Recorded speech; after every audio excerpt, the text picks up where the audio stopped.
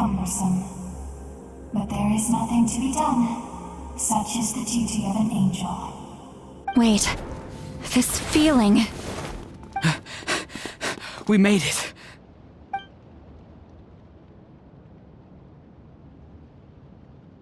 Thank you for showing me the way. The captain? The other individual you mentioned. Indeed. Like you, he carries many lofty ideals. Malwika, I understand how you feel. And if I were an ordinary mortal, I would have no reason to stop you. But like you, I've been waiting for this day for too long, and I can offer a better solution. You created this new future, and you deserve to guide its direction. Your life should not end here. But death is the end I have been trying to reach all along. I have come this far to use my death to open the gates of the ley lines to my people. Your people? That's right. They have been with me for the past 500 years. But how? Carrying that many souls within you? There's no way you could keep your consciousness intact. Besides, you weren't affected by the source mechanism like I was. Do you still remember the voice that you heard? It came from my heart. With the help of technology from Conria, my heart was modified to convert memories and souls from the ley lines into knowledge. As a result, I became extremely sensitive to souls and developed the ability to sense their presence, much like yourself. After encountering countless lost souls during the disaster 500 years ago, I forsook the capacity for knowledge granted by the modification and used my heart as a vessel instead. The lives of my comrades, as well as many Natlanese, have been stored here ever since. And you want to send them home? Yes. The ley lines will not accept them. But by merging my existence with the Lord of the Night, I can become master of the ley lines and change the rules entirely. He expressed this to me, and I agreed. The captain envisions a kinder and fairer set of rules for humanity. In addition, he aims to challenge the authority of the ruler of death.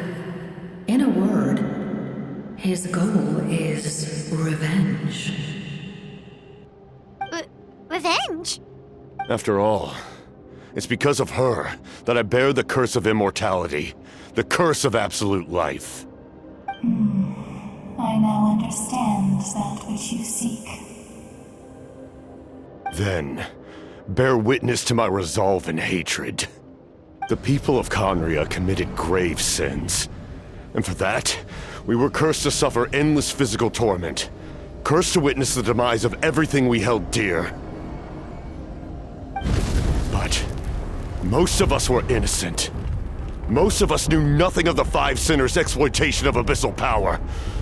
Myself included.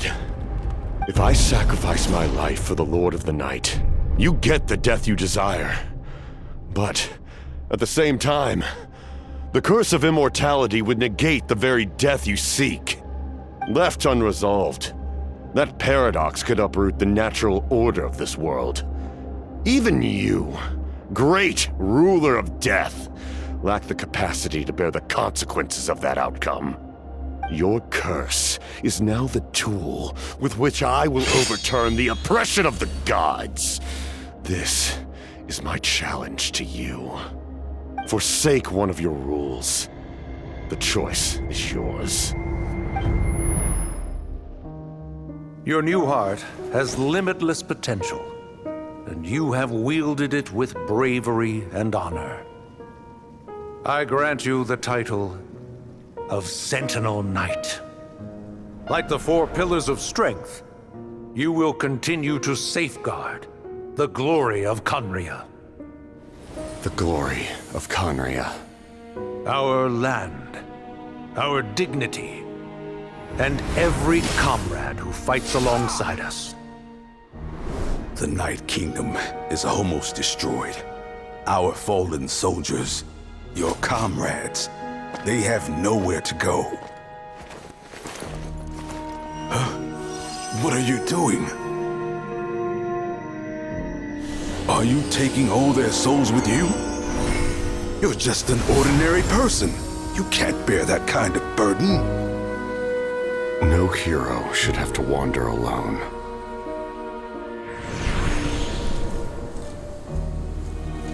The curse of immortality. Using immortality to fight death. Using my rules against me. Make your choice. Reject your rules. Or allow me to trigger the paradox. The curse of immortality must stand. Use it to fulfill your final wish.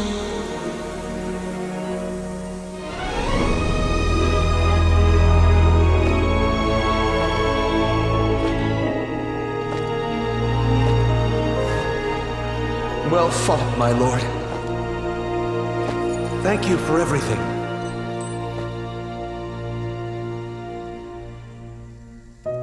This time, let's go together. Yes. Let's go together.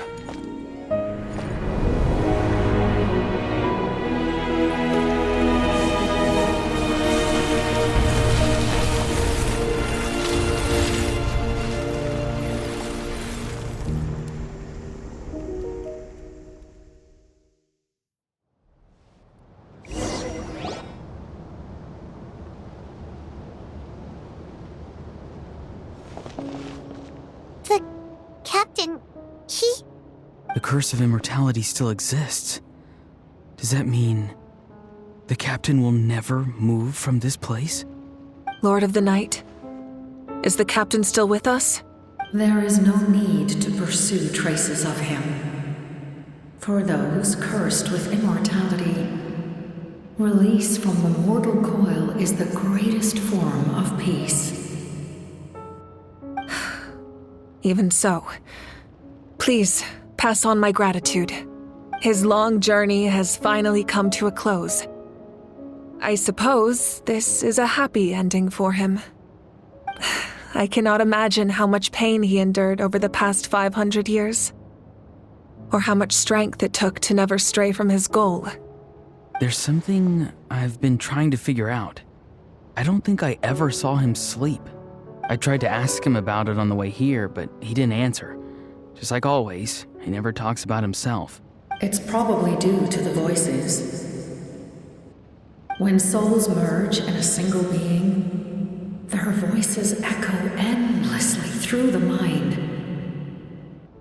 Souls that retain memories of their death often scream and wail in despair. Considering the number of souls inside him, that effect would be even greater. So, over the past 500 years, he didn't sleep? At all?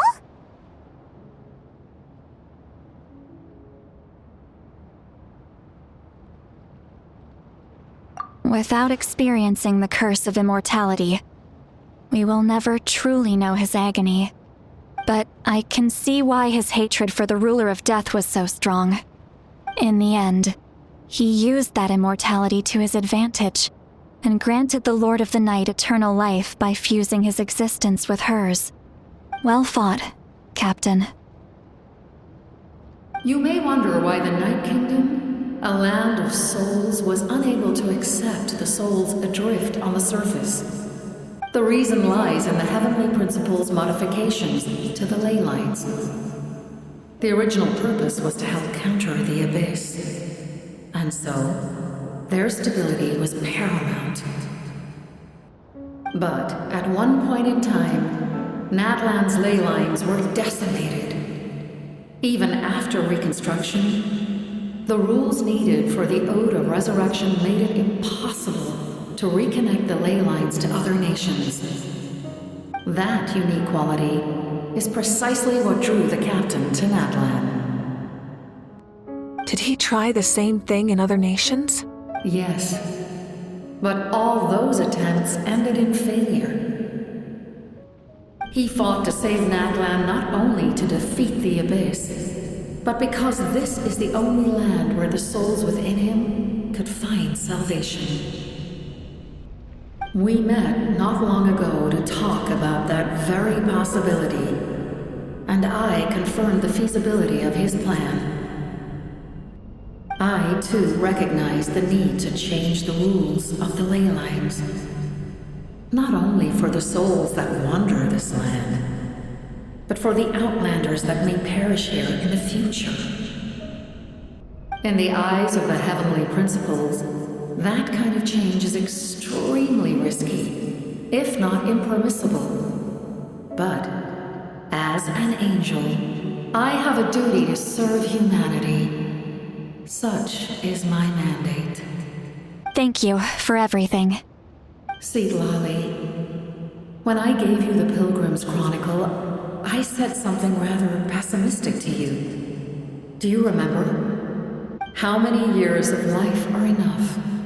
10? 100? I thought it made no difference. But now, I have the chance to live forever. I am immensely grateful to humanity for this gift, and I am deeply sorry I thought so little of it in the past. You don't need to thank us. You bear a heavy responsibility. Heavy? No. That responsibility is the purpose of my existence. Farewell, humans. Creators of miracles. A new era awaits you. Looks like she returned to the Night Kingdom. So, this was the captain's goal all along. He fought to the end for all those souls and challenged the rules of the world in the process. He was an outstanding warrior. He took on a burden that was meant for me and even brought about a better outcome. It would seem I lost this duel. He was right. Natlan needs a leader to guide its future. If not a successor, then that responsibility will continue to be mine to bear. But for now, let us pay our final respects to this fallen hero.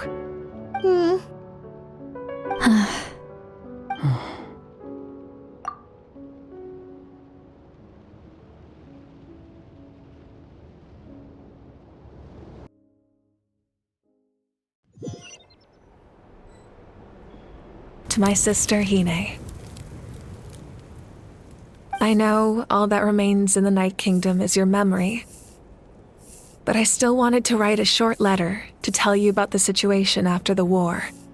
After countless partings and farewells, Natlan has finally entered an era of peace. The pilgrimage is still a popular tournament, but now its only purpose is to showcase the thrill of competition, rather than select warriors for war. Our cultural legacy is not rooted in our suffering. In this era of peace, Natlan's fire will burn brighter than ever. With the restoration of the Night Kingdom, our people are now free to leave our borders, and many have set their sights on the wonders of Tibet. I'm sure many exciting and eye-opening adventures await them. And although our battle scars will fade, the stories of our heroes will never be forgotten. When a new you returns to this land one day, I know you'll recognize the significance of this war and all we lost. The land we love has not been destroyed, but grows stronger by the day. I will forever be grateful that I got to see you again. And when the flames deliver this letter to you, I hope you know how much I miss you. I actually got the chance to finish this painting. And not a moment too soon. It's time to bid farewell to all the fallen.